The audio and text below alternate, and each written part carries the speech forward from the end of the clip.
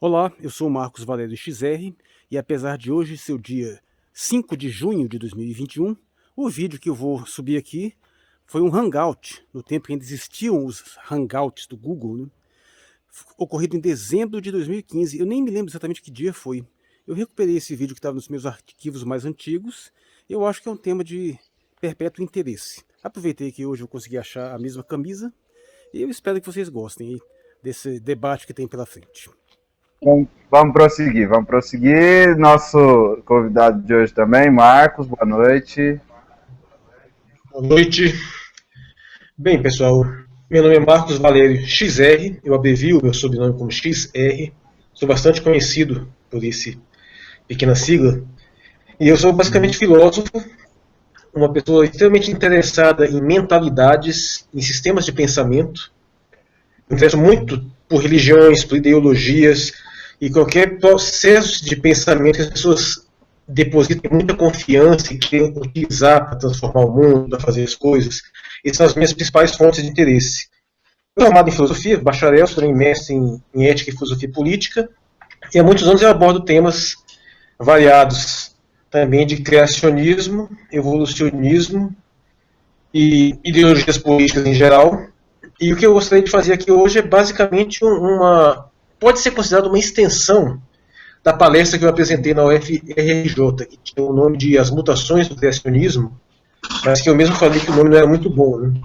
Ia falar, entre outras coisas, de uma coisa que eu chamei de psicocriacionismo, ou seja, o criacionismo focado na questão da mente humana, as pessoas que aceitam completamente a evolução biológica, mas acham que a mente é uma criação divina. E também falei um pouco do determinismo cultural. Então, de uma certa forma, eu vou fazer um apanhado geral aqui de temas que eu nomeei como é que se diz, uma batalha de ideias em 3 frentes, que eu dei esses nomes rótulos. Então, bom, só para finalizar essa breve apresentação, eu tenho uns sites no ar que estão no ar desde 2000, meu site, o xr.pro, é um dos mais antigos da internet, tem muitas mensagens, e, em grande parte, o que eu vou apresentar hoje não deixa de ser uma espécie de resultado de uma reflexão profunda que vem desenvolvendo há muito tempo. Espero que tenhamos aqui uma boa correspondência. Vou agradecer ao pessoal da Arca, em especial o João Caetano, que não está aqui, infelizmente, né, mas foi quem me convidou. Acho que o João está chegando. E muito obrigado pela... Tá. Deu notícia ele? Deu notícia. Tô falando com ele agora. Daqui a pouco ele está entrando aí. Beleza. Bom, não sei se eu misturei um pouco a apresentação com o tema já, né? Relaxa. Vamos seguir. Bem, beleza. Eu, Rafael Alves, que estou para atrapalhar o Hangout da galera. E, assim, hoje nosso Hangout é um pouco diferente dos outros. O pessoal que assiste o nosso Hangout está acostumado a ver a gente fazer perguntas para os nossos convidados. Mas desde o início do Hangout, está acostumado a gente falar sobre um tema específico, onde nós questionamos esse convidado, ou convidados, quando tem mais de um. E o que acontece? Eles também participam, os convidados também participam com as suas perguntas no YouTube, e aí a Michelle filtra essas perguntas, vê o que não foi respondido ainda, alguma coisa que não está dentro da pauta, perguntas que são pertinentes, e as para o convidado. Hoje o convidado vai fazer uma espécie de uma palestra inicial, tá? E o Hangout vai fazer num ponto mais como se fosse um bate-papo, onde a gente vai tirar as nossas próprias dúvidas, vamos pegar também as perguntas dos convidados, do pessoal que está assistindo. Tá? Então vocês prestem bastante atenção na dissertação inicial dele aí. Verifiquem as suas dúvidas, aí, os pontos que vocês querem fazer como comentário. E a Michelle daqui a pouco vai estar falando com vocês, tá? Marcos, agora eu te passo aí a bola. Eu só queria falar aqui o tema do Hangout, que é grande pra caramba, que é naturalismo culturalista e sobrenaturalista. Olha só, nosso apresentador não se enrolou hoje com o número, né, do Hangout, mas se enrolou com o nome do Hangout. Como assim me enrolei com o nome do Hangout? Oi? Como me enrolei com o nome? Do Hangout. Naturalista. Tá fazendo cosplay de Mestre Boggs aí. Eu convido. galera, e falando pra vocês aí no YouTube, a gente vai ter um pontozinho aqui do Hangout, onde a gente vai começar a bater papo aqui, fazer meio que um debatezinho, né, conversar aí. Vai depender bastante de vocês aí no YouTube, então enchem isso aí com as suas perguntas. Eu quero saber se o Marcos ele tem o mesmo problema que eu, assim. Se ele entra em convulsão quando alguém diz que almoçou no restaurante naturalista. Caralho, boa! Eu tenho coisas mais pra dizer. Eu gostei de comentários dessa pergunta. Bem, vamos lá então, nosso amigo... É sério, uma vez meu pai disse isso, eu quase assassinei ele com brócolis. Coitado. Eu queria saber o que dá. Podia até me responder, Marcos, a mistura de Jesus Cristo com o Superman, velho. Porque você tá numa de cosplay hoje aí. Você é um falso deus. O cabelo é assim mesmo, né? Mas não tem muito esforço, preciso deixar de qualquer jeito. Esse moedor aqui é muito quentinho, né? Tá um frio do lado aqui, mano. Mas vamos lá, amigo. Então vamos mandar bala aí, pode começar a falar, pode. Vamos pro hangar, vamos pros trabalhos. Beleza, vamos lá. Bem, como redizendo aqui o título, naturalismo, culturalismo e surrealismo. Um subtítulo, uma batalha de ideias em 3 frentes. Bem, eu fiz uma listinha aqui de abordagem, mas como tem pouca gente, algumas coisas não precisam ser definidas em forma de metodologia, porque não vê necessidade. Então eu já vou passar logo para um tema do materialismo e o espiritualismo, que são 2 vertentes principais de pensamento, que a gente pode dividir a maior parte das religiões e o pensamento científico dessa forma. Sendo o espiritualismo, claro, o pressuposto que existe um plano espiritual e que esse plano precede a matéria, e o materialismo, evidentemente, o contrário. Existe um plano material que precede as atividades mentais. Né? Por essa questão, essa confusão do termo espírito e termo alma, eu não os utilizo, e eu utilizo sempre o termo significador mente. A palavra mente, para mim, é principalmente um facilitador. No sentido de que, a princípio, pouco importa se a mente é um subproduto da atividade cerebral, ou seja, um mero epifenômeno do cérebro, ou se a mente é uma centelha divina que desce lá do plano espiritual no mundo. Eu não estou preocupado com isso nesse ponto. Apenas com a afirmação pura e simples de que existe mente, existe uma realidade mental, uma realidade psicológica e subjetiva. E assim, tanto no sentido da mente individual, quanto no sentido do plano mental, no sentido comunicativo, o plano cultural, o modo como nós trocamos informações, né? Ou seja, então, só quero deixar isso claro. Nós temos um plano material e nós temos um plano mental. E eu estou usando o termo para substituir qualquer confusão com termos de espírito e alma que não são mais cabíveis. Nesse sentido, bom, João entrou. E aí, João, boa noite. Acho que ele não está me ouvindo. Fala, João, boa noite, está nos ouvindo? João, você ainda está sem microfone, João. Você estou ouvindo. Você só tá mexendo a boca, João. João falando. Você quer que eu duble você, João? Vai, dubla o João, Boggs. Olha o João falando. E aí, galera, João na área. Eu não tô conseguindo dublar ele, então para de mexer a boca. Já tá sendo na área. Bom, gente, deixa eu retomar. Verifica a rosquinha do Hangout enquanto isso. A gente volta a falar com ele quando ele estiver podendo falar. Beleza. Pode falar, Mar. Bem, então, como eu estava falando, nós temos esse âmbito mental e esse âmbito material. E basicamente o tema que eu tenho aqui é sobre a determinação mental, ou seja, os conteúdos mentais humanos, os comportamentos, os elementos culturais, eles provêm principalmente de onde? Nós temos, evidentemente, 2 vertentes contrárias, 3 vertentes que eu vou abordar, e eu vou utilizar rótulos simplificadores. Ou seja, ao invés de falar de materialismo, eu vou usar simplesmente o termo naturalismo. Ou seja, o pressuposto de que existe um plano material natural, de ordem que ele se sustenta por si só. Existe apenas uma matéria que evoluiu ao longo do tempo, surgiu por um processo mecânico qualquer, isso deu origem a um campo biológico, esse campo foi evoluindo, surgiu os seres humanos, os cérebros desenvolvidos, surgiu a mente. Então esse é o nome que eu estou usando, naturalismo, para esse primeiro grupo de pensamento. Evidentemente é um grupo materialista. Só um minutinho aqui, rapidinho. Momento pai. Estão me ouvindo? E agora nós Isso. estamos testemunhando. Momento família. Discovery Channel mostra um macho da espécie humana interagindo com o seu filhote. Exato. Mas bem, vamos voltar. Então, basicamente, naturalismo é um termo simplificador. O que eu estou chamando de sobrenaturalismo é basicamente esse pensamento onde, reconhecendo a evidente existência de uma natureza, pressupõe que essa natureza tem uma origem de ordem sobrenatural.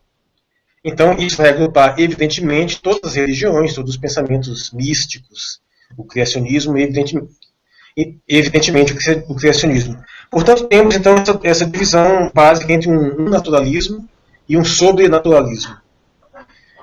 Eu gostaria de chamar a atenção antes de prosseguir, é que se a gente pensa, por exemplo, no materialismo metodológico, sabe? Aquele materialismo que começa lá em Galileu e tem abre aspas, um ponto final em Popper.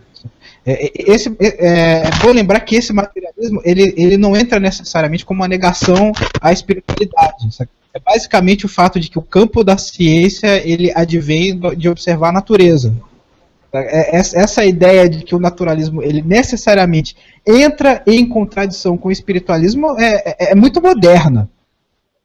Não seria? Sim, mas é exatamente por isso que eu estou utilizando esses termos nesse sentido simplificador. Eu não pretendo que esses termos tenham um sentido reconhecido amplamente. É porque se eu falasse em materialismo, eu também já teria alguns elementos assim de interferência. Por isso que eu estou usando esse termo dessa forma, exatamente para distinguir desse sobrenaturalismo. Então, no sentido simplificado mesmo. Ou seja, vocês podem entender materialismo quando eu falo naturalismo, não importa. O importante é que, nesse ponto de vista, a origem das coisas está na matéria. Então, as mentes humanas vão ser o resultado do processo físico, do processo naturalista. O que é diferente de uma visão de mundo sobrenaturalista, onde as mentes, evidentemente, são resultado de uma intervenção divina, são almas que vêm de um plano espiritual. Vamos ver essa distinção significada. Me ouve? Tem algumas pessoas que estão sem vídeo aí. Me ouvem? Agora sim. Salve todo mundo que está assistindo no YouTube. Oi? Nós te ouvimos e todo mundo que está assistindo no YouTube também. Ah, que beleza. Desculpa aí atrapalhar a linha de raciocínio, pode continuar aí, Marcos. Não, pera aí, agora então delay de imagem normal. Oi? Vamos lá. Uma questão interessante a respeito dessa terminologia é que a gente pensar o que é natureza. Natureza, se a gente pensar a ciência física, que é o estudo da natureza, evidentemente física vem do grego physis, que é natureza. Então, de uma certa forma, todo pressuposto materialista, todo pressuposto científico é um estudo da natureza. A diferença que nós temos, evidentemente, na contemporaneidade, claro, é ter se livrado da interferência sobrenaturalista ou intencionalista que nós temos ao longo da história. Ou seja, temos esses sistemas de pensamento, de modo que hoje nós precisamos, ou nós pelo menos tentamos, unicamente explicar as coisas por meio de eventos materiais, eventos naturais. Por outro lado, o que seria um evento sobrenatural? Existe uma coisa interessante com relação a terminologias, é que se vocês forem observar as palavras sobrenatural e a palavra metafísica, elas etimologicamente elas seriam sinônimas, né? Porque física e natureza são basicamente a mesma coisa em idiomas diferentes. E sobre e meta basicamente também. Ou seja, literalmente, sobrenatural seria um sinônimo de metafísica, mas é claro que a gente não usa o termo dessa forma. Seria engraçadíssimo numa faculdade de filosofia ter lá uma disciplina de sobrenatural, né? Todo mundo ia querer fazer. Mas assim, Eu costumo dizer que metafísico é sobrenatural com uma camada de verniz de apelo à autoridade, entendeu? Nós não estamos falando de religião agora, estamos falando de filosofia. pois é. Mas veja que interessante, a metafísica ela se refinou ao longo do tempo para se livrar de uma série de problemas assim, e ficar centrada basicamente na questão terminológica do ser, do devir, ou seja, ficar numa discussão, como se diz metafísica, uma discussão mais ontológica, de princípios e causas, para se livrar exatamente dessa interferência Tá azul. que a palavra sobrenatural aborda de coisas estranhas. A gente fala de sobrenatural, a gente pensa em assombração. Mas, assim, voltando, o que vem a ser um evento sobrenatural, um fenômeno sobrenatural, o que isso seria?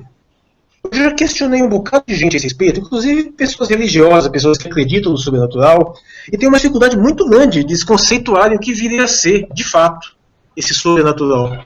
E depois de uma certa reflexão, eu cheguei à conclusão que é o seguinte: na realidade, o fenômeno sobrenatural seria um fenômeno natural sem causa natural.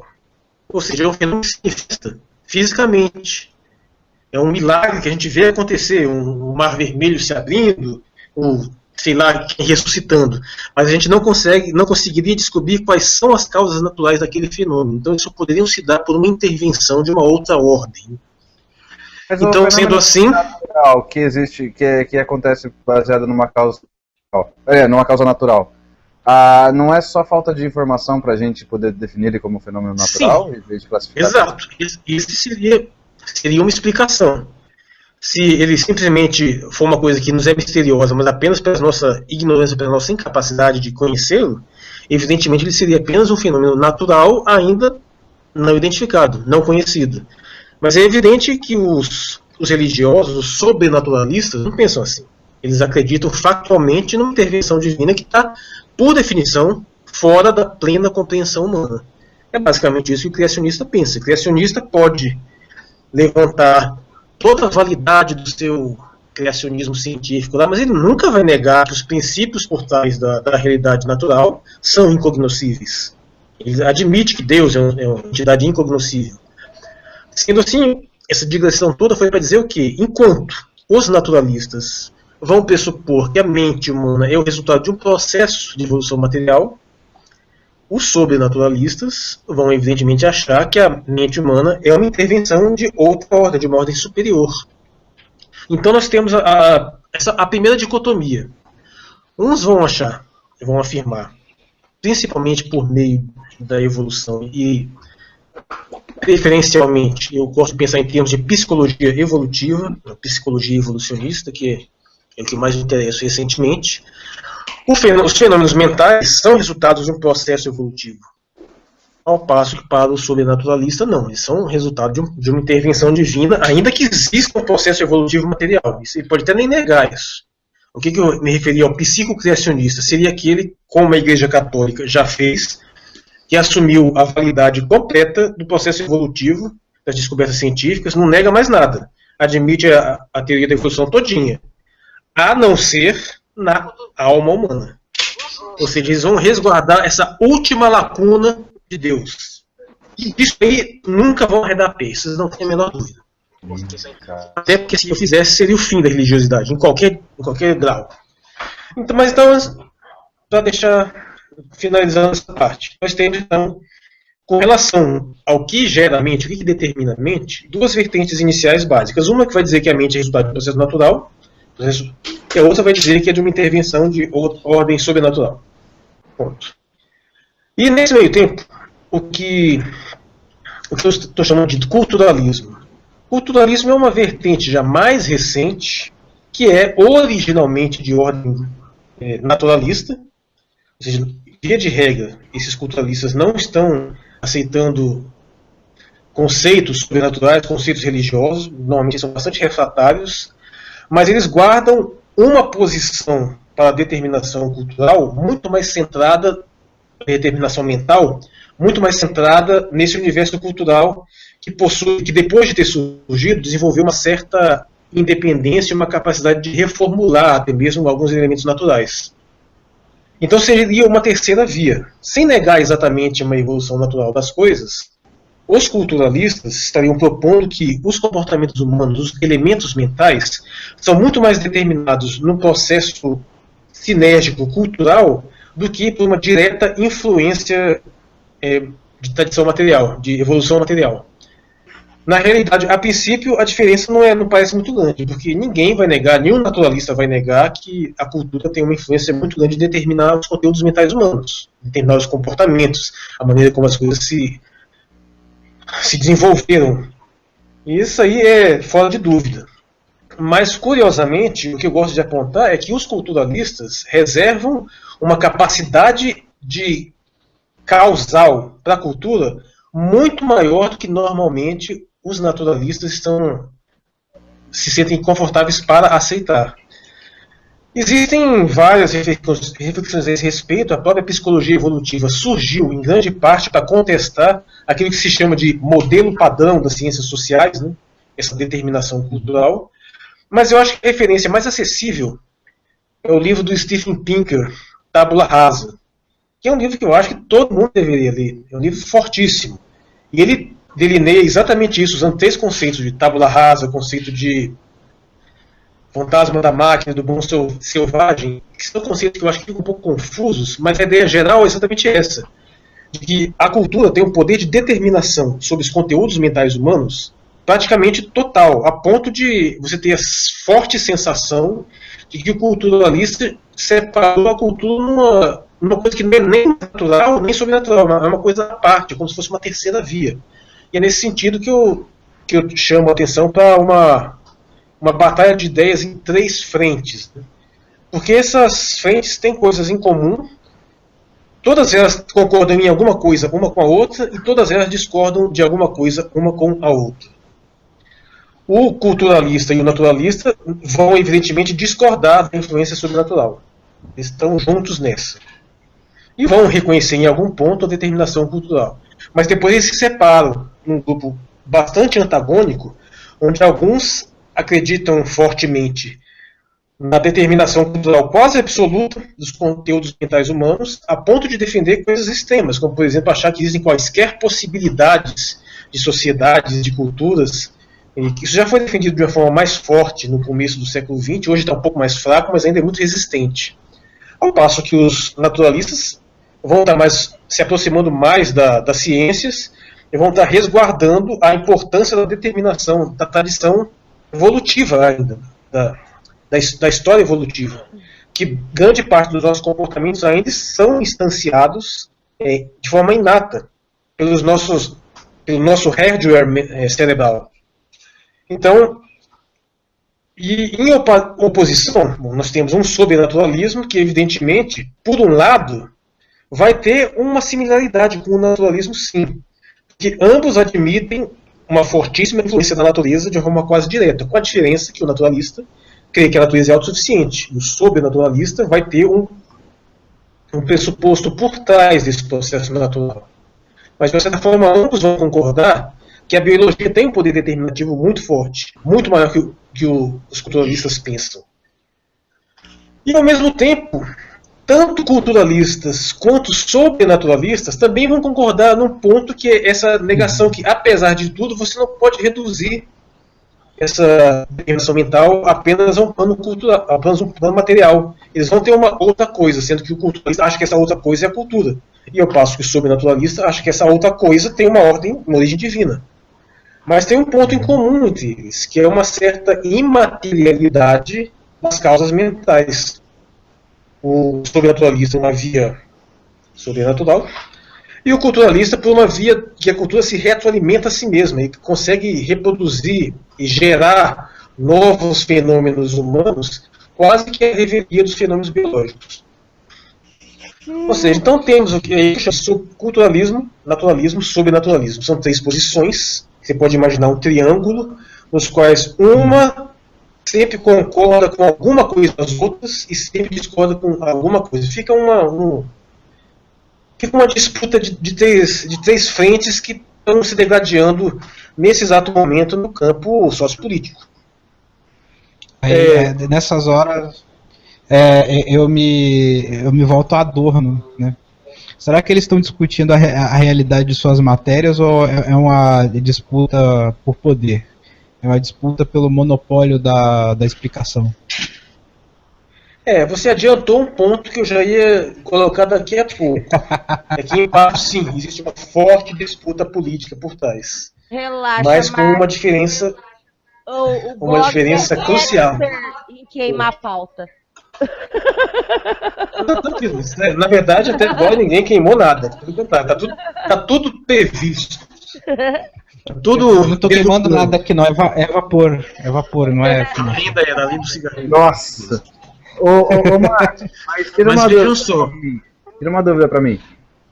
Por favor. Nós temos 3 pontos de vista, como você está falando, de alguma forma diferentes e de alguma forma similares ou semelhantes. Em algum ponto eles divergem e outros não. Se você tivesse que optar, se você tivesse que falar assim, entre os 3, se eu tivesse que escolher um para achar que é o mais, que eu acho mais correto, ou que eu concordo, ou que eu gosto mais da ideia, qual, se você tivesse que apontar, qual que você achava que é o mais legal, assim, ou sei lá, o mais, no seu ponto de vista, o mais... Evidentemente, eu estou muito mais próximo do naturalismo. Eu sou basicamente alguém que está na validade da psicologia evolutiva. Nesse sou bem sentido, chato. Eu acredito que o culturalismo... Eu acredito que o culturalismo e o naturalismo eles não têm que entrar em contradição. São fenômenos coexistentes. Sim, exatamente. Eles deveriam ser, né? Esse que é o ponto. Realmente deveriam ser. Deveriam ser, não. Eles são. Deixa eu dizer que a nível ideológico e político não são. A disputa o fenômeno, eles coexistem. Quem não coexiste são as duas escolas, que estão sempre brigando. Exato. As duas escolas que estudam o mesmo fenômeno sobre pontos de vista diferentes. Sim. Na verdade, nesse ponto, temos uma grande cisão entre o Departamento de Ciências Sociais e de Ciências Naturais. Né? Isso aí é até famoso nas academias. A famosa briga do pessoal da biologia com o pessoal da antropologia.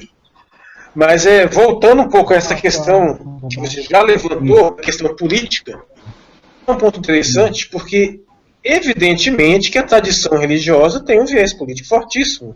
Não tem como se negar. Eles tiveram influência forte na política ao longo de praticamente toda a história. E isso não mudou. Até hoje nós estamos aí com uma série de grupos religiosos com poder político de fato. Eles estão no Congresso, eles estão fazendo leis, eles têm cargos de poder. E são religiosos, são pessoas que têm uma mentalidade sobrenaturalista. Por outro lado, nós temos também pessoas em cargos de poder e no Congresso com um viés culturalista. Pessoas que têm uma série de propostas de reformulação cultural, porque acreditam que podem redefinir a experiência humana, redefinir a sociedade por meio da manipulação de conteúdos culturais puros e simples. A mesma manipulação linguística. Já o plano naturalista é o que é mais fraco politicamente, se é que tem alguma força. O que tem é basicamente o apoio irrestrito da autoridade científica, que é uma força muito grande também. Todo mundo quer a aprovação da ciência, em maior e menor grau. Na hora de aprovar uma merreca para um projeto de pesquisa... Até as questões filosóficas. Uhum. Na hora de aprovar uma graninha para um projeto de astronomia, a gente consegue lá uns 50 mil, quando na verdade o orçamento era 500 mil, né? Arruma uns 50 mil. Agora, quando vai discutir questões de moral e de ética, aí a parte científica biológica, no aborto, é uma questão meramente metafísica, a biologia não entra. Aí o que eu gostaria de chamar a atenção, para finalizar, porque eu não pretendo me alongar muito mais a esse respeito, já falei das alianças e das oposições, das similaridades e das diferenças, das confusões, é que destacar principalmente a opinião que o Steven Pinker, traz em Tabula Rasa. O que é? O Steven Pinker traz muito claramente essa disputa entre a tradição das ciências sociais, que se chama o modelo padrão das ciências sociais, que eu chamo de determinismo cultural, ou seja, qual que é a ideia? De que o comportamento humano, os elementos culturais, até mesmo as escolhas pessoais, são tão determinadas pela cultura que praticamente não sobra espaço para mais nada. A cultura seria autorreferencial. Ao ponto que a tradição da científica, especialmente evolutiva, vai ter um viés diferente, né? Vai mostrar que nós ainda somos claramente, perfeitamente comparáveis a outras espécies animais. Nossos comportamentos ainda são facilmente explicáveis por meio de processos seletivos naturais, que selecionaram comportamentos mais ou menos favoráveis à sobrevivência e à perpetuação da espécie, de alguma forma mais ou menos bem sucedida. E essa disputa primordial que está acontecendo hoje na academia, porque na academia ainda tem pouco, já tem um espaço menor para o sobrenaturalismo, mas tem um espaço imenso agora para o culturalismo, acontece um curioso desentendimento. E aí sim eu volto àquela questão. Essas duas vertentes, o naturalismo e o culturalismo, eles são perfeitamente compatíveis. Ou pelo menos deveriam ser. O que está gerando uma interferência? O que gera, pelos culturalistas, uma enorme rejeição dos pressupostos, por exemplo, da psicologia evolutiva? Primordialmente, é a falácia naturalista. O que é falácia naturalista? É um termo que eu acho o nome bastante ruim, mas esse nome pegou. É a ideia de que a natureza nos mostra coisas do ponto de vista ético. Ou seja, de que o que é natural é o que é certo, é o que é bom. E, evidentemente, nesse sentido, quem vai reagir contra uma série de tradições culturais vai estar muito preocupado com que as pessoas justifiquem essas tradições por argumentos naturalistas. Aí vai dizer, mas as espécies fazem desse jeito, então é certo a gente fazer também. E, evidentemente, isso é incabível. Só que os naturalistas, os psicólogos evolutivos, os evolucionistas, eles na verdade não têm essa posição. Eles não de fato sustentam que o que é natural é correto. Essa confusão acontece por quê? Por causa da tradição sobrenaturalista. A falácia naturalista, ela vem de uma tradição sobrenatural. Ela não é naturalista, ela é sobrenaturalista. Por quê? Para o sobrenaturalista, a natureza realmente tem coisas a nos dizer do ponto de vista ético. Eles realmente sustentam isso. E tem por quê? Porque isso foi criado por uma instância divina que tem autoridade e controle total sobre o mundo. Então, de uma determinada forma, nós deveríamos, sim, nos comportar de acordo com alguns vieses naturais, porque esses vieses foram instanciados por uma divindade. São leis naturais no sentido nomológico, no sentido acima do jurídico. São leis divinas. Ou seja, o naturalismo da ciência, ele se mistura com o naturalismo aristotélico, até mesmo com o naturalismo bíblico, né? De que as coisas foram feitas por Deus segundo a sua natureza. Mas ele é misturado pelo ponto de vista culturalista. Sim, esse é o grande problema. A falácia naturalista, ela vem daí. É verdade que durante milhares de anos... Eu discordo relativamente. Eu vou dar um exemplo, tá? Por exemplo, quando a gente pega a questão do relativismo. Por favor. Só um pouquinho. É que no sentido... Eu até me confundi agora um pouco. Mas basicamente o que aconteceu é que por milhares de anos... O que aconteceu? Nós tínhamos um estudo da natureza pela via religiosa. O que é a física de hoje? Ela é uma descendente de uma filosofia natural, que em grande parte é descendente de uma teologia natural. A teologia natural é a espécie medieval da ciência naturalista, onde era possível estudar a divindade por meio da natureza. De uma certa forma, muitos teólogos defendiam isso, que o estudo da natureza vai levar necessariamente ao conhecimento de Deus, de uma forma ou de outra. O Islã ainda defende isso de uma forma muito aberta. Então, nesse sentido, sim, nessa tradição, a natureza tem algo a nos dizer, efetivamente, do ponto de vista ético. E é essa tradição que está sendo confundida com a tradição mais recente do naturalismo puro, do materialismo. E grande parte dessa dificuldade de entendimento vem exatamente daí, de uma confusão entre tradições bastante diferentes. E aí, nesse momento, acham que o cientista que está lá fazendo a sua pesquisa tem uma agenda política, porque ele quer pregar tal coisa ou outra coisa. E o religioso, de fato, tem. O religioso tem uma clara agenda política. Eu vou te dizer uma coisa. Eu vou te dizer uma coisa. Muitas das pessoas que acusam os cientistas hard science de ter uma agenda política, esses têm uma agenda política, eu não quero assumir. Tanto da área do pessoal da pós-modernidade, quanto do pessoal conservador apologético. Tá? Eu vou dar um exemplo de como é que vou dar um exemplo de como é que lidar essa bagunça dentro das ciências humanas. Né? Quando eu falo ciências humanas aqui, não é só sociologia, não. Vai da economia até a jurisprudência. Tá? A gente pega o método do relativismo cultural. Tá? O método do relativismo cultural é uma coisa útil, é uma coisa importante, sabe? Que começou lá em Bonisław Malinowski, antes com Radcliffe Brown. Que é, você chega numa outra cultura, saca? Você precisa se desapegar dos seus valores sociais para tentar compreender o que as outras coisas são, porque a simples comparação, ela não é eficaz. Você pega um determinado ritual, entendeu? Você vai dizer, aquilo é um ritual religioso. Mas espera, religião na nossa sociedade é um conceito muito moderno.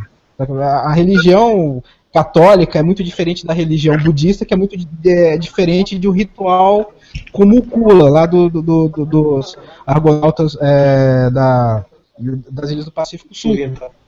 Tá? Muito legal e tal. O que significa exatamente relativismo? Quando você é um antropólogo e você está analisando uma tribo africana onde existe mutilação genital de mulheres, vou pegar um tema assim bem clichê, bem polêmico. Você, enquanto antropólogo, você não deve fazer julgamento de valores, se aquilo é bonito ou feio. Você está lá para estudar aquele fenômeno, você vai recolher dados. Agora se faz uma tremenda confusão a partir daí. Sabe? Primeiro, isso é só um método. Muita gente dá ao relativismo cultural um poder de ciência, de teoria, e aí entra esse valor do natural. Se é natural, então deve ser defendido. Existe muito isso na antropologia, a ideia de que a gente deve preservar culturas acima de qualquer coisa, e muitas vezes isso não é nem possível. Tá? Segundo problema, o fato de você, enquanto antropólogo, ter esse compromisso com a antropologia, isso não significa que você não seja um cidadão do mundo, que você não seja uma pessoa, que você não tenha valores sociais, e que você não se utilize desse estudo, inclusive para tentar melhorar a situação daquele povo. Né? E aí veio o terceiro problema, quando você começa a tratar o relativismo cultural como relativismo moral. Entendeu? E muitas vezes essa questão do relativismo ela é utilizada como um apelo à autoridade dentro dessa briga entre o pessoal que defende a cultura, que defende a tábula rasa, e o pessoal das ciências. Esse é basicamente um segundo, deixa eu só contenda. Oi, dá só um segundo. O João está com problema um pouco de delay, mas ele me falou aqui no início que quer falar alguma coisa relacionada ao assunto. Ainda tá com delay. A conexão dele, eu vou pedir para que o pessoal espere um pouquinho ele falar, porque senão a gente não vai conseguir que ele fale hoje. Beleza. Ainda tá com delay? Agora tá um pouco melhor, João. É. Não, beleza. É uma coisa que eu gostaria que você explanasse um pouco, Marcos Valério. É o seguinte, o caso dos sobrenaturalistas, né? Porque eles difundem uma ideia sobrenatural de algo que eles defendem e que na grande maioria eles não vivenciam isso, pelo menos na minha opinião. Não vivenciam exatamente o que eles pregam, digamos assim. Vou dar um exemplo. Por exemplo, a pessoa que diz que existe um Deus lá no céu e que quando ela morrer, ela vai viver junto desse Deus, vai ficar lá vai viver no céu, no paraíso e tal, né? Ela é a primeira a se cagar de medo quando ela fica sabendo que vai morrer. O que é, de certa forma, uma incoerência, né? Porque eu, sinceramente, falando sério mesmo, de verdade, se eu tivesse uma crença firme, absoluta, de que quando eu morresse, eu ia para o céu, até por conta das minhas atitudes serem boas e tal, de eu ser uma pessoa boa, religiosa, que vou à igreja, que faço tudo, aconteça, tudo que eles dizem que tem que fazer. Se eu soubesse que eu ia morrer, tá com câncer, pô, legal, de boa, vou pro céu, né? Pô, ficar feliz, não tem que ficar triste, né? Um parente, um ente querido, minha mãe morreu, pô, vou ficar feliz, minha mãe morreu, vai pro céu, né? E as pessoas agem exatamente de forma contrária, como se, são as pessoas que mais demonstram não acreditar naquilo que elas pregam, entendeu? Pessoal, eu vou pedir um favor. Como a gente cortou o que o Marcos deveria responder e pediu para o João falar, eu vou pedir para o Marcos responder a pergunta do box e depois responder o comentário do João, por favor, nessa ordem. Mas, na verdade, não foi exatamente uma pergunta que o box fez. Mas o comentário que eu concordo bastante, e eu dou, na verdade, o que ele está chamando de relativismo cultural, eu estou colocando dentro do plano do determinismo cultural também. Essa questão é muito interessante, porque o próprio Malinowski, ele... O Malinowski, ele era bem determinista científico, olha lá. Uma coisa interessante que ele dizia é que para você fazer um estudo eficiente de uma cultura, você tinha que atingir um certo meio termo, porque você não podia... Você tinha que ter um certo distanciamento para garantir a objetividade. Ou seja, se você mergulhasse demais dentro daquela cultura, perderia a capacidade de analisá-la. Você também não pode se distanciar demais, porque senão você tem um estranhamento também, né? Então você teria que chegar a um determinado meio termo para você conseguir fazer um estudo mais objetivo e mais aprofundado. Mas, apesar de tudo, é completamente evidente que ninguém consegue sair por completo da sua condição original e se colocar totalmente na situação de um outro, né? E isso, em parte, isso dá um... Em parte, isso dá um certo... que o relativismo, ele é mais um método ético, entendeu? O antropólogo, ele sabe que o relativismo absoluto é impossível, ponto. Sabe? Então, e essa questão da metodologia é o fato de que o antropólogo, ele tem que deixar muito claro para aquele meio que está lá que ele não faz parte daquela tribo, sabe? Que ele é um olho externo, sabe? Mas, por outro lado, ele recomenda pelo menos 4 anos só para você entender a língua. Daí você vai partir para a construção das instituições dentro daquela cultura. Mas aí você vê que interessante o fato do estudo de outro, como ele não consegue superar essa barreira entre ele e o outro, isso de uma certa forma é um argumento razoável em favor do relativismo cultural, no sentido que, se eu não tenho essa capacidade de penetração toda, eu não tenho como fazer um julgamento do ponto de vista deles, exatamente do ponto de vista deles. Mas eu também tenho que reconhecer que o meu julgamento do meu ponto de vista também é incompleto. Ou seja, é um argumento forte a favor dessa tolerância maior, dessa tentativa de você incluir as outras formas de pensamento num sistema mais sinérgico, né? E o que eu acho interessante, porque quem tem tentado fazer isso é exatamente a nossa tradição acadêmica, que tem feito esse esforço enorme. E nesse sentido, tanto o naturalismo quanto o culturalismo tenta fazer essa abordagem. E sim, do ponto de vista sobrenaturalista, isso não ocorre. O que é um ponto de vista religioso em geral? É um ponto de vista etnocêntrico. Por quê? Porque ele está associado a uma tradição cultural específica. E por esse ponto de vista etnocêntrico, ele julga todo o universo segundo um critério específico. Ou seja, ele não admite um grau de relativismo nesse sentido. Pode ter, talvez um grau menor, mas não um grau maior.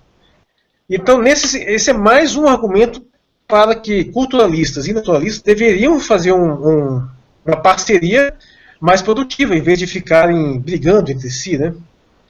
Mas eu vou fazer o link, então, com a pergunta do João. E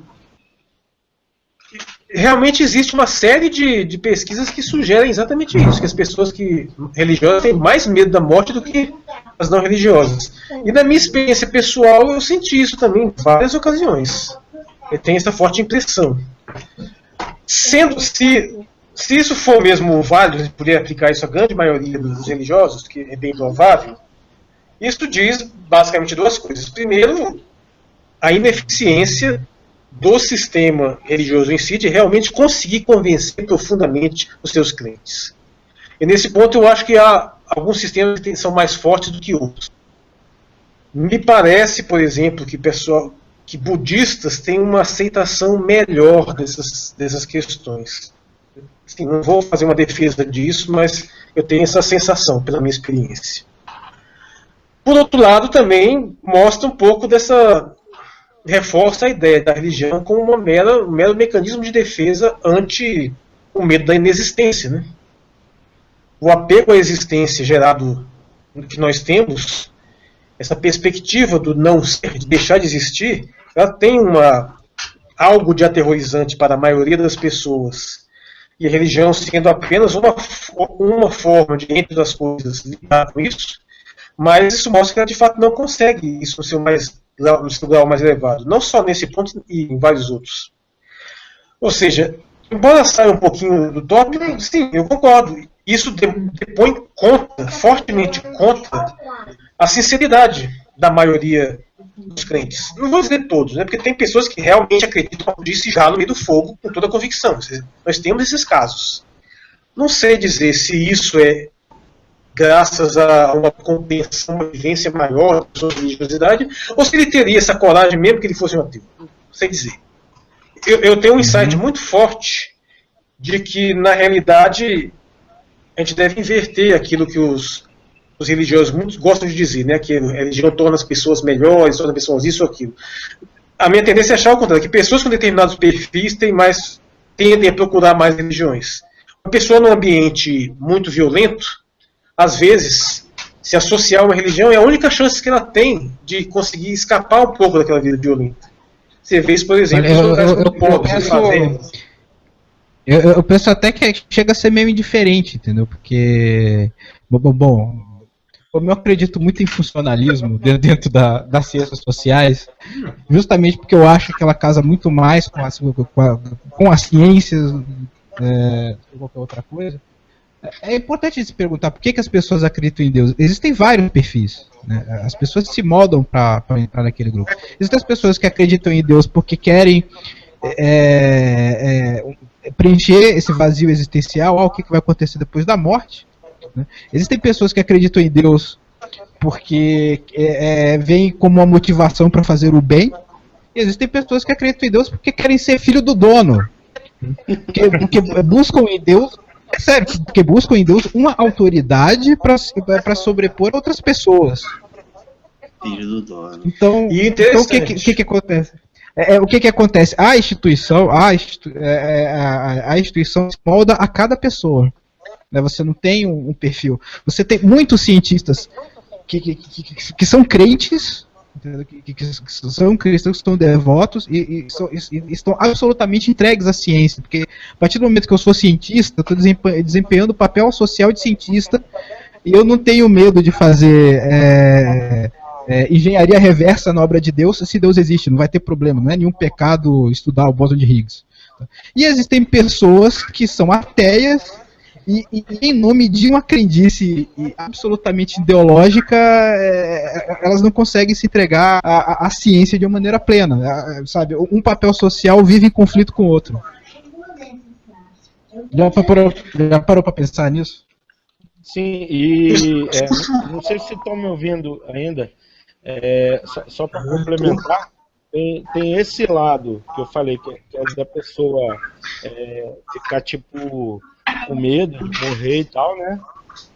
E também tem aquele outro lado dessas mesmas pessoas que tentam defender o seu Deus com unhas e dentes, como se fosse necessário, né? Porque o Deus é onipresente, onipotente e onisciente, mas ele não consegue se defender dos ateus satânicos, né? Ou seja, sei lá, vou dar eu acho datação de carbono. acho que se eu fosse aquele Deus onipotente, onisciente e onipresente, eu ficaria extremamente ofendido com os meus fiéis que quisessem me defender. Você está entendendo? Assim, eu não consigo entender esse caso dos muçulmanos lá, que tem que atacar todo mundo que não crê no Deus deles, e até os evangélicos mais fanáticos ultimamente, que qualquer declaração, um cara que resolveu queimar a Bíblia, outro cara que desrespeitou o Deus dele lá, ele quer defender o Deus dele com unhas e dentes, como se o Deus não tivesse capacidade para isso, né? É outra incoerência, que para mim tá no mesmo barco ali, né? Por essa incoerência que você tratou aí, tem umas coisas muito loucas.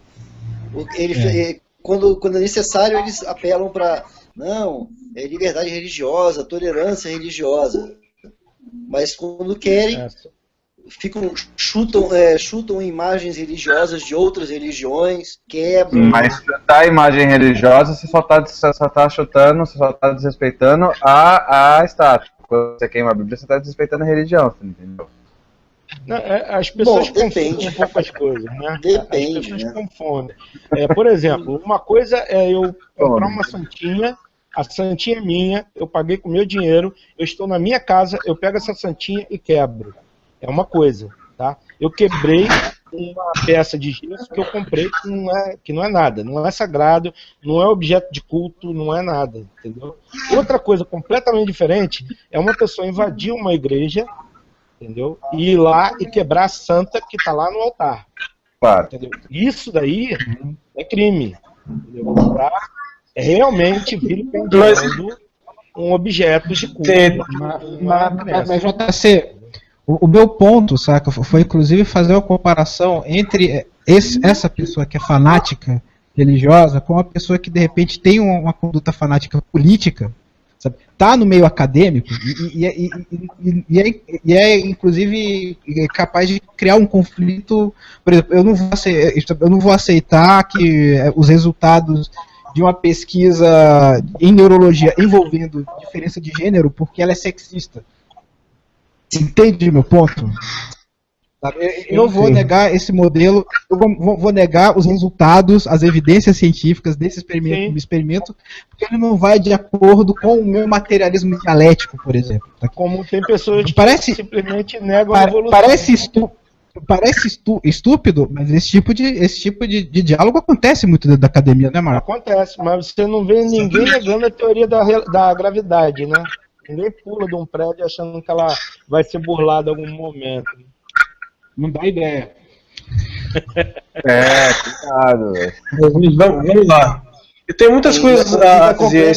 Eles fazem confusão entre lei, teoria, hipótese, né? Pro leigo, que é o que geral acontece, o cara... Não, teoria da evolução é só uma teoria. Como se isso significasse que fosse só... Eles pensam em teoria como sinônimo do que em ciência é hipótese. Né? Você tem uma hipótese. Mas essa teoria da evolução foi invenção do capitalismo para vender ingresso em museu de... É coisa do capiroto. Pô, não tinha pensado nisso. Vamos lá, vamos tentar dar uma reunida aqui. Vocês falam muitas coisas interessantes. Fogem um pouco do tópico original, mas são irresistíveis de serem comentados. Né? Começando por essa última. Uma conversa dessa, o pessoal não levantar alguns pontos, né? Claro. Em relação a esse último ponto, que eu acho bastante interessante sobre questão da teoria, lei, o fato é que gravidade não é uma coisa que é regular demais, é uma regularidade muito forte para que faça algum sentido você questioná-la. Geralmente o que vai ser questionado são coisas que estão mais próximas da nossa experiência mental. São elementos culturais. os criacionistas podem ter uma implicância com aquilo, com a idade da Terra, com a evolução aqui, mas a vaca sagrada é a humanidade. O que o criacionismo não pode, sob hipótese alguma, aceitar é que o ser humano não tenha uma origem divina, não tenha uma origem de ordem sobrenatural. Eu arriscaria dizer que, se de repente uma instituição científica muito forte chegasse e dissesse assim, realmente admitimos que não conseguimos explicar isso, então provavelmente é Deus. Isso provavelmente iria satisfazer a maioria dos criacionistas, mesmo que ele não tivesse interessado em abrir espaço para outras coisas. Eu digo, a briga é exatamente isso, né? Os humanos. A briga é no plano psicológico. Por isso que não vai importar tanto discutir a temperatura das estrelas, a força gravitacional, porque isso não tem tanta relevância pessoal para a maioria das pessoas. Voltando um pouco mais nas motivações religiosas, é claro que tem várias motivações religiosas. Eu tenho um conceito que eu estou desenvolvendo que eu chamo de corrupção espiritual. Não é o que parece. Mas é a ideia de que a espiritualidade tem várias formas de ser vividas e que a grande maioria das vivências humanas já são, em algum grau, corrompidas. E, na minha opinião, qual seria a vivência espiritual ideal? Seria o indivíduo que está bem na sua vida material, mas sente uma necessidade de algo maior. Ou seja, alguma coisa que transcende de dentro dele, ele quer se voltar para um plano maior. Isso seria uma espiritualidade mais elevada. Mas a maioria das pessoas, elas procuram a espiritualidade por carência. É porque ela tem problemas materiais, problemas que não são resolvidos pelo mundo. Então ela vai buscar um conforto para isso. Então, nesse sentido, esse tipo de religiosidade já tem uma degeneração perdoável, claro, entendemos o tanto de sofrimento que tem no mundo que as pessoas busquem conforto. Mas já é um nível de degeneração. E, claro, depois vão vir outros, você utilizar a religião como uma forma de poder, a religião como política, até chegar a esse ponto bizarro que não dá nem para dizer que é espiritualizado, porque o cara é simplesmente um farsante mesmo, um charlatão. Mas sim, existem vários motivos pelos quais as pessoas buscam as religiões, as suas vivências espirituais. Alguns modos são mais legítimos do que outros. E alguns modos são mais nocivos do que outros. Isso gera uma variedade muito grande de vivências distintas convivendo nas mesmas tradições. Isso ajuda a explicar muitos dos problemas das próprias, os seus problemas internos, os problemas doutrinários, os seus problemas políticos internos, as suas brigas internas. Então, nesse sentido, para finalizar, para não me alongar mais nesse ponto, sim, as vivências religiosas têm motivações diferenciadas. Alguns realmente procuram a religião após o sofrimento pessoal, a perda de um ente querido, após um revés. Outros não, serão capazes de procurar mesmo sem ter esses problemas. Alguns vão procurar até para conseguir bens materiais exclusivamente. O neopentecostalismo está aí dizendo isso com todas as letras, que enriquecimento é sinal de graça divina. Tem 90% dos rapazes adolescentes vão para a igreja por causa dos decotes. Isso é um dado antropológico. Esse é um bom ponto também, porque participar de grupos religiosos passou uma excelente forma de você ter uma aceitação social, que é mais difícil às vezes de ter em outras áreas. Ou seja, existe uma carência social muito grande, além da carência econômica.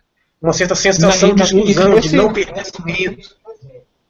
E nesse sentido, muito culturalista, assim.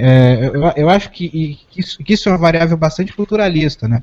Um conflito que eu vejo muitas vezes entre a antropologia e o justnaturalismo, né, é uma coisa que eu sempre falo. Algumas pessoas tratam a nossa civilização como algo a par da natureza, sabe? Então o homem ele estaria distante da seleção natural. Eu já costumo pensar que a civilização faz parte da natureza humana, né? O Adão robesiano não existe. O estado de natureza do homem é o estado de natureza social. Se você largar 3 neguinhos na ilha deserta, a primeira coisa que eles vão fazer quando eles descobrirem que vão morrer de fome é a divisão social do trabalho. Olha, quem é que sabe pescar? Quem é que sabe subir para pegar coco e tal? Então, nesse aspecto, acho que a variável cultural ela é muito forte. A gente tem essa necessidade de pertencer a grupos, sabe? E às vezes é inconsciente, às vezes a gente inventa razões para ser feminista, para ser anarcopunk, para ser, ou até mesmo, sei lá, para estudar arquitetura, quando na verdade a gente quer participar daquele grupo. Pois é, e um argumento muito forte nesse sentido é que é a coisa mais rara, quase inexistente, que alguém se converta para uma religião sozinho. Ele sempre vai para um grupo. Ele vai dar aquela passadinha como quem não quer nada na igreja, assiste aquele culto, de repente começa a chorar, vai lá, se ajoelha e se converte. Ou seja, ele recebe uma atenção, um carinho de um grupo, que é o que mais está fazendo falta.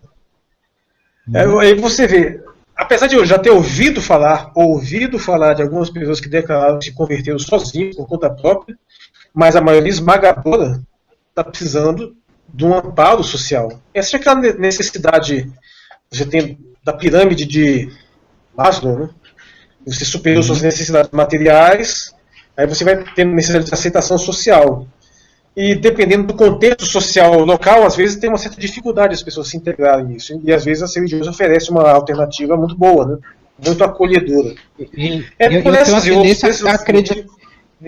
E só mais uma observação. Eu tenho a tendência a acreditar que existe uma variável evolutiva nisso daí, né? Porque, afinal de contas, um grupo coeso, saca? Um grupo coeso, um grupo que está mais disposto a aceitar a disciplina, a ordem, ele tá mais pronto para caçar, ele está mais pronto para guerra, ele está mais preparado a se reestruturar em uma situação de caos.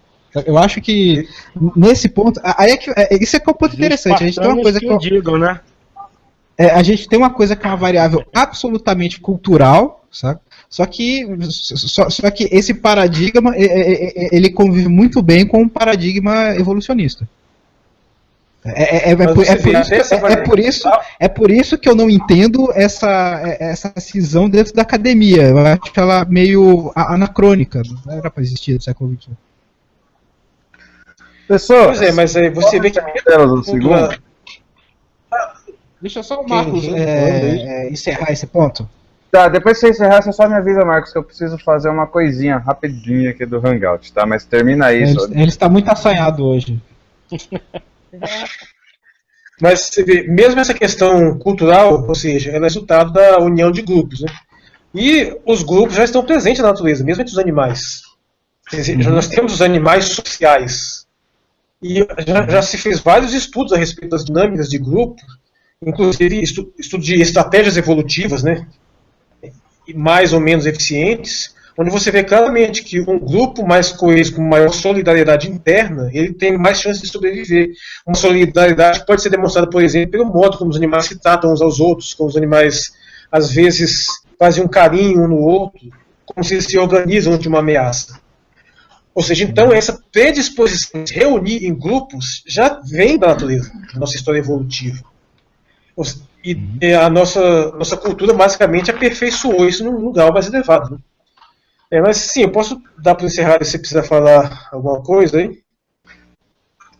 Agora eu volto a palavra para o nosso convidado Marcos. Eu até me perdi aqui depois dessa exposição toda aí, né? Mas vou retomar um pouco o tema, levando em conta essas considerações.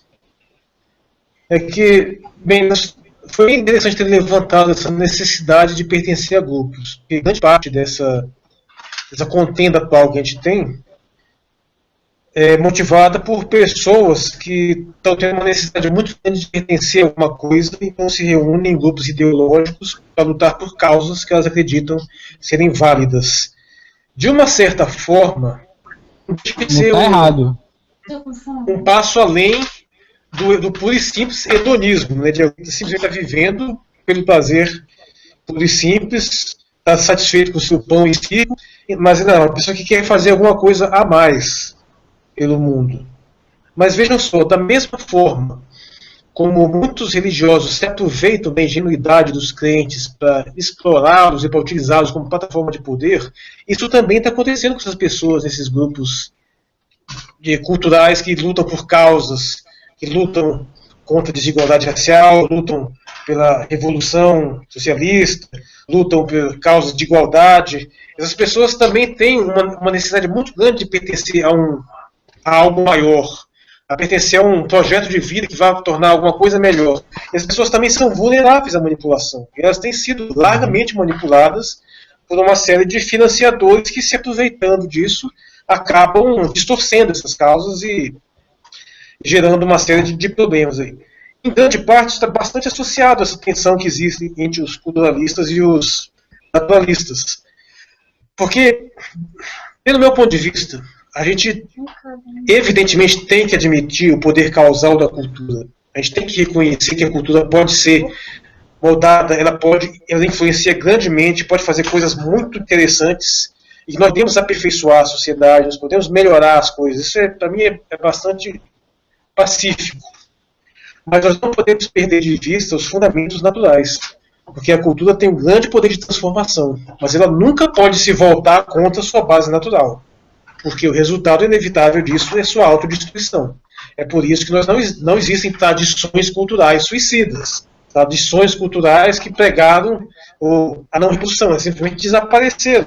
Todas as tradições culturais são tradições que, de um modo ou de outro, respeitaram os seus impulsos naturais fundamentais, que é sobreviver, se perpetuar, multiplicar, ou seja, isso está imerso nas tradições.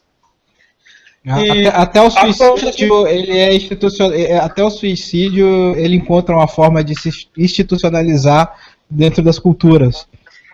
Até o mas o suicídio ele vai ser um suicídio pontual, né? Vai ser o suicídio de alguns em alguns casos. Nunca vai ser uma coisa. Ou então pode ser o suicídio depois de se reproduzir, né? De repente falta. Uma coisa que eu vivo dizendo que talvez falte a gente uma cultura de um suicídio meritório, né? Daquelas pessoas que se dão conta que em um determinado momento da sua vida não tem mais condição de contribuir, só vai gerar problemas. Se essas pessoas tivessem uma paz interior capaz de esse é o espírito da maioria esse é o espírito da maioria dos suicídios ritualísticos, né? O cara se suicida porque em algum momento ele quebrou algum tabu dentro daquela sociedade. Ele é um mal para aquela sociedade em algum aspecto. Não só isso. Existem alguns casos das pessoas que chegam a um determinado momento que elas acham que não faz mais sentido ficar onerando os seus familiares, os seus filhos, com a luta contra a morte que não tem nenhum resultado prático. Acho que uma coisa que a nossa sociedade desaprendeu foi isso. Tanto que nós estamos numa situação tal aí, como tem menos discussão a respeito de eutanásia, e não é só de pessoas jovens tão como, mas pessoas com 90, 100 anos lá em estado péssimo, que se sabe que não vai melhorar, a pessoa não vai voltar. E mesmo assim, a discussão em nome seria lícito realizar a eutanásia ou não. Perdeu-se alguma coisa. Pessoas que estão entrevadas numa cama aí há 2, 3 anos, não fala, não se comunica, não faz nada. O cara tem 90 anos, mas aí não... respira com ajuda de aparelho, tem que ter gente para limpar, fazer tudo. O cara tá lá 2, 3 anos, mas você não pode fazer nada porque não pode matar e a pessoa também não pode suicidar, né? Mas geralmente essas situações elas estão fora do que eu chamei de suicídio ritualístico, tá? Existe em algumas culturas suicídio ritualístico para idoso, né, para idade. Mas aqui no caso eu estou falando de outras situações de suicídio. Na cultura pop nós tivemos aquele episódio de Família Dinossauro, né, que é o Dia do Arremesso. Dia do Arremesso. É a primeira coisa que eu lembrei quando você falou disso aí. Exatamente, o Dia do Arremesso é uma caricatura do dia, não foi? Suicídio. Tem também outro exemplo, Logan's Run. Oi, Marcelo. Filme de ficção científica. Logan's Run. É um filme bastante interessante. É um filme que quando as pessoas completavam 30 anos, elas eram sacrificadas. Só que elas eram sacrificadas num ritual em que elas acreditavam que iam renascer, né? É um método que o Estado desenvolveu de manter as pessoas sempre numa espécie de imaturidade, tornando-as mais fáceis de manipular, claro.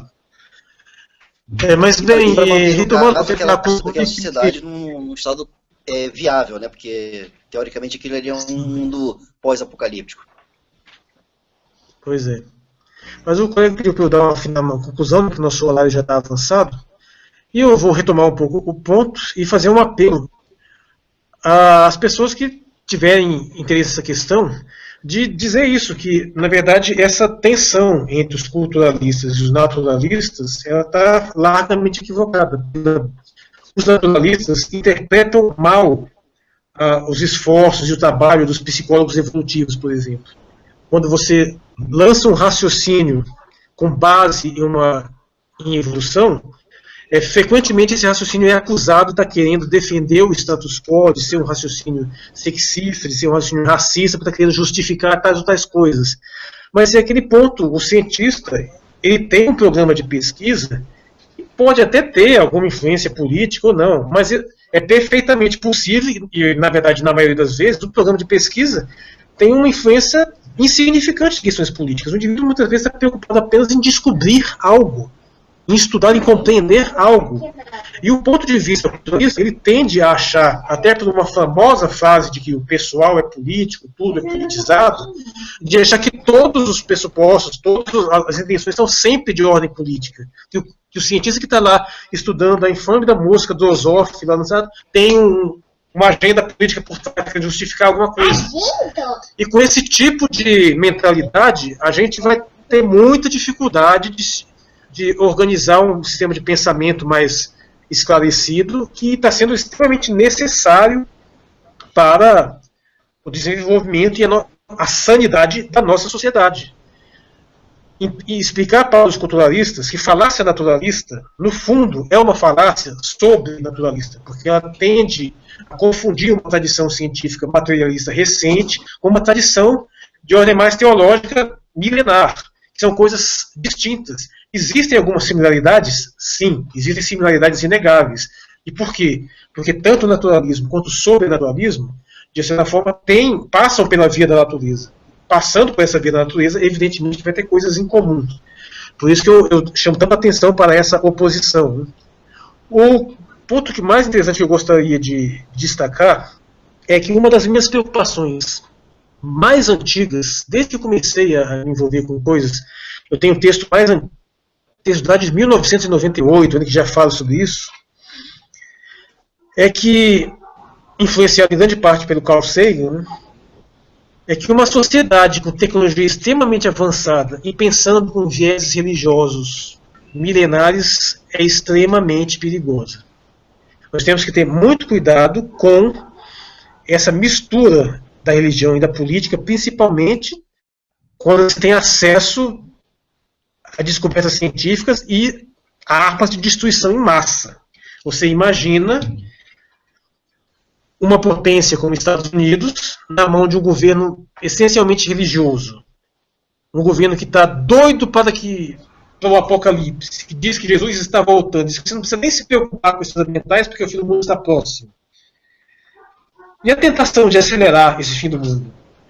E você pega um outro bloco oposto, o bloco islâmico também, que está com tecnologia crescente, dando claros sinais de ser uma civilização que pode nos superar a civilização ocidental nos próximos anos. Isso já está sendo exibido. Na verdade, o Oriente, de uma certa forma, está dando sinais claros que vai superar o Ocidente nos próximos. Se é que já está operando de uma certa forma. Uma coisa que eu estava comentando hoje mesmo é que um sinal claro disso, um símbolo claro disso, são os prédios mais altos do mundo. Os prédios mais altos do mundo foram americanos por mais de meio século. Mas desde 80 para cá, todos os prédios mais altos do mundo ou são nos Emirados Árabes ou na China. Se isso tem um impacto simbólico, pode dizer mais ou menos para onde está mudando o eixo de poder do mundo. Né? Mas voltando, minha preocupação é essa: entregar um poderio tecnológico, um poderio secular na mão de um pensamento religioso arcaico. E o que está acontecendo recentemente com pessoas que tentam combater esse pensamento religioso? Elas acabam inadvertidamente o fortalecendo, porque elas lançam determinados ataques contra instituições sociais, contra elementos culturais que, na verdade, têm uma forte base física, uma forte base evolutiva. Esses elementos não vão ser alterados facilmente. E eles dizem que esses elementos, na verdade, estão sendo instanciados por meio de uma falácia naturalista. E o que acontece? Muitas pessoas que sentem suas tradições atacadas, sentem valores familiares, valores sociais, valores nacionais atacados, tendem a reagir se associando com as religiões. Ou seja, grande parte dos culturalistas acabam inadvertidamente empurrando pessoas que, a princípio, não iriam se apegar a valores religiosos, elas acabam se sentindo pressionadas a se apegar. E acabam tendo um efeito exatamente contrário. A minha preocupação atualmente é que nós deveríamos estar superando um estágio mais infantil, um estágio mais imaturo de religiosidade. E parece que ultimamente está acontecendo o contrário.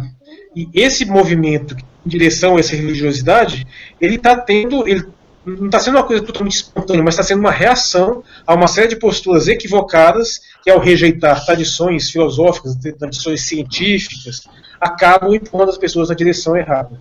É basicamente isso. Esse jogo de 3 forças é que a gente tem que prestar mais atenção e fazer as devidas harmonizações para evitar que a gente acabe se complicando socialmente no futuro. Eu fico por aqui. Muito obrigado por presença de todos e atenção. Ô Marcos, você poderia citar um exemplo desse caso aí, disso que você acabou de falar agora, só para ficar mais claro assim para quem está assistindo a gente? Sim. Sim. Vamos lá. Um exemplo que eu acho que é o mais em voga agora. Nós temos movimentos por questões homossexuais, movimentos feministas, esse movimento tem uma série de pautas. Essas pautas são claramente impopulares para a maioria das pessoas. E mesmo pessoas que não têm vieses religiosos têm uma reação contra a questão de aborto, têm uma reação contra a questão do casamento gay. Então você tem que ter muito cuidado ao lidar com essas coisas, ao lutar por esses direitos, sem tentar empurrá-los de uma forma muito agressiva e precipitar nas pessoas uma reação do tipo, bom, cara, eu me sinto incomodado com a ideia de aborto, mas só quem defende a vida humana é o religioso, então eu vou para a Igreja Católica. Ou seja, você empurra pessoas na direção que elas originalmente não iriam. E você acaba precipitando uma reação do setor conservador desnecessário. Por um certo exagero, um exagero na dose de uma agenda progressista. Eu acho que poderia ser feito com mais parcimônia. Tem um pouco a ver com o que o Pirula, me parece, falou num vídeo dele sobre... Exatamente exatamente isso, né? Realmente tem lógica o raciocínio. Eu queria até aproveitar o gancho que ele falou da questão dos LGBT e tal, e dar os parabéns aí à galera lá da Irlanda, que o referendo que eles fizeram lá, a população em massa foi votar e tal. Inclusive, eu vi uma notícia hoje, até que lá na Irlanda pôde ser visto durante o dia quase todo lá, um enorme arco-íris no céu. Alguns aí estão dizendo que foi um sinal de Deus que estava apoiando a votação. Eu vi isso no Facebook. Eu vi isso no meu Facebook. Eu vi diversas fotos, cara. Realmente um arco-íris enorme lá, né, e tal. Achei interessante isso aí. É um sinal divino. Ô, louco. Bem, galera, é o seguinte, o papo tá muito bom, né, tá bem interessante. Eu tô mais aqui prestando atenção do que propriamente falando, porque tem o pessoal entrando num ritmo aí que não deu pra discutir muito, não. Tive mais a prestar atenção e aprender mesmo. Eu queria agradecer a presença de todos aqui. Vamos começar com as considerações finais. E eu vou começar de fato com a mulher do grupo agora, a Michele. Antes da gente ir embora, eu quero mandar um beijo pro Thiago Gonçalves. Ele é meu vizinho de cidade aqui e assiste a gente já faz um tempão, descobri esses dias. Então, e o Jefferson tá falando lá que o Marcos colocou o óculos e agora virou o Clark. Na hora que ele colocou, acho que teve um momento aí no Hangout que ele colocou o óculos, enfim. Então, beijo aí, pessoal. Valeu pela participação. Pro convidado, pro Marcos, obrigado também. Foi muito produtivo. Obrigado pela visita, Marcelo, também. Enfim, valeu, pessoal. Até a semana que vem. Um beijão pra todo mundo. É isso aí. Vamos lá, Box. Essa aí, galera, Maestro Box na área, a variável mais antropológica dessa sociedade racionalista. E, bom, eu fiz academia na década de 90, né? Naquela época eu achava que as arestas entre sociologia, antropologia, psicologia incluindo a psicologia cognitiva, tá? A neuropsicologia estariam consertadas. Parece que de lá pra cá a galera se afastou mais. Então, porra, a primeira coisa que eu quero falar primeiro, nós seres humanos, né, nós temos uma inteligência social muito grande. Cada um de nós pratica vários papéis sociais diferentes, sabe? Nosso amigo Marcos aqui, ele é filósofo, mas ele também é pai, né? Ele também é nerd, dá pra ver de longe. E nenhum desses papéis sociais entra em conflito. O cientista, ele também é um cidadão do mundo, sabe? Ele pode e deve abraçar causas, ele deve beber de ideologias. O que ele não pode fazer é confundir ideologia com paradigma. Tá? O cientista é cientista, o cidadão do mundo é cidadão do mundo, e o conhecimento que um produz deve servir como fonte para o outro trabalhar também. Então, eu fico muito preocupado quando eu vejo grupos que buscam inclusão, sabe, e que estão segregando tanto, que estão apontando muito o dedo na cara da outra pessoa. As pessoas, grupos que deviam estar bebendo da ciência em prol de justiça social, né, estão com tanto medo da ciência quanto a religião. A ciência, ela está blasfemando aí contra os direitos sociais. Isso não existe, cara. Isso está errado. Vamos deixar de loucura. Vamos dar as mãos e construir um mundo melhor. Beijo do Boggs. JC, que falou tão pouquinho hoje. Bom, queria agradecer aí a participação, tanto do Marcos Valério XR, quanto do Marcelo. Queria aproveitar aqui para fazer um jabazinho aqui do próprio canal em si, para visitarem o canal do Marcos Valério XR no YouTube e no site dele, evo.bio.br, não é isso, Marcos? Isso. Sim. O site dele, que tem muita informação legal. O canal do Mestre Boggs, que teve vídeo novo essa semana aí, muito bom. Do Pirula também mandou um vídeo pancada lá, justamente sobre esse monte de acusação de grupos, de racismo, disso, daquilo. Muito legal o vídeo que ele postou lá, o Pirula, agora essa semana. E o nosso amigo Davi Arola, do Papo de Primário, também, que teve vídeo novo agora, recentemente. Recomendo a todos que visitem lá. Um grande abraço aí para todo mundo e até a semana que vem. E o Boggs também, acho que esqueceu de fazer o spam vídeo amanhã, né, Boggs?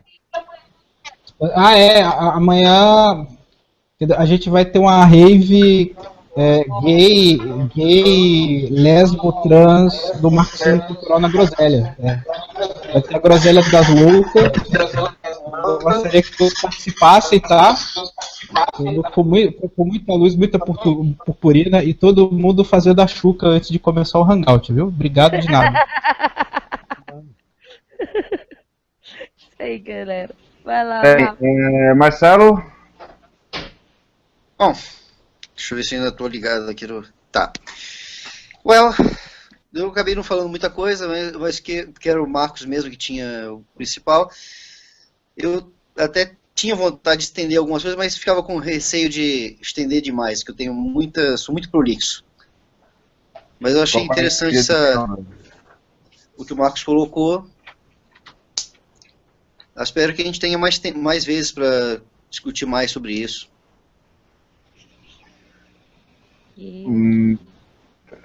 Peraí, vamos lá. Marcos, você... Aliás, Marcos, se quiser fazer alguma promoção, que o pessoal fez algum jabazinho aí, divulgar alguma coisa, fica à vontade, tá? Bom, eu acabei de colocar os endereços dos meus sites aqui no chat, né? Não sei, mas é simples, né? Eu tenho 2 sites. O mais antigo é o xr.pro.br, pro.